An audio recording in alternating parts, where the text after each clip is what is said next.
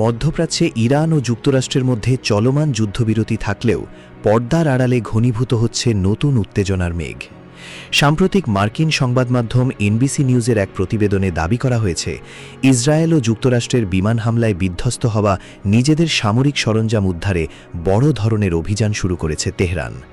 প্রতিবেদনে বলা হয়েছে, সাম্প্রতিক হামলাগুলোতে মাটির নিচে চাপা পড়া বা ধ্বংসস্তূপের নিচে থাকা ক্ষেপণাস্ত্র, ড্রোন এবং অন্যান্য যুদ্ধ সরঞ্জাম উদ্ধারে ইরান বিশেষ খনন কাজ চালাচ্ছে। মার্কিন কর্মকর্তাদের ধারণা, ইরান অত্যন্ত দ্রুততার সাথে তাদের সামরিক সক্ষমতা পুনর্গঠন করতে চায়। মূলত সম্ভাব্য যে কোনো দীর্ঘমেয়াদী সংঘাতের কথা মাথায় রেখেই তাদের এই গোপন তৎপরতা। ইরানের এই তৎপরতার মুখে চুপচাপ বসে নেই যুক্তরাষ্ট্র।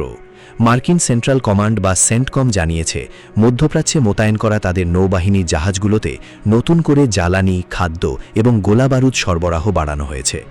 সামাজিক যোগাযোগ মাধ্যমে প্রকাশিত ছবিতে দেখা গেছে, guided missile destroyer USS Delbert D black সহ অন্যান্য যুদ্ধজাহাজে ব্যাপক প্রস্তুতি চলছে। মূলত ইরানকে চাপে রাখতে এবং নিজেদের রণপ্রস্তুতি বজায় রাখতেই এই পদক্ষেপ। মার্কিন প্রতিরক্ষা বিভাগ সূত্রে জানা গেছে, ইরান সংক্রান্ত সামরিক কার্যক্রমে এখন পর্যন্ত যুক্তরাষ্ট্রের প্রায় $25 বিলিয়ন ব্যয় হয়েছে।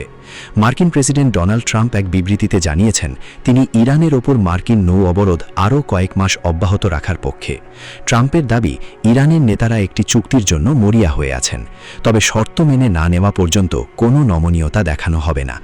এমনকি প্রয়োজন হলে পুনরায় সামরিক অভিযান শুরুর পথও তিনি খোলা রেখেছেন বলে ইঙ্গিত দেন।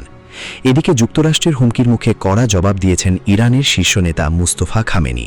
এক লিখিত বিবৃতিতে তিনি জানিয়েছেন, উপসাগরীয় অঞ্চলের নিরাপত্তা নিশ্চিত করতে তেহরান বদ্ধপরিকর।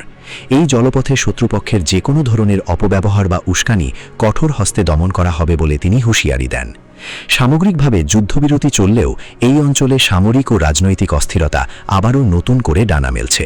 ওয়াশিংটন ও তেহরানের এই পাল্টাপাল্টি অবস্থানে মধ্যপ্রাচ্যে স্থিতিশীলতা নিয়ে নতুন করে উদ্বেগ দেখা দিয়েছে বিশ্বজুড়ে।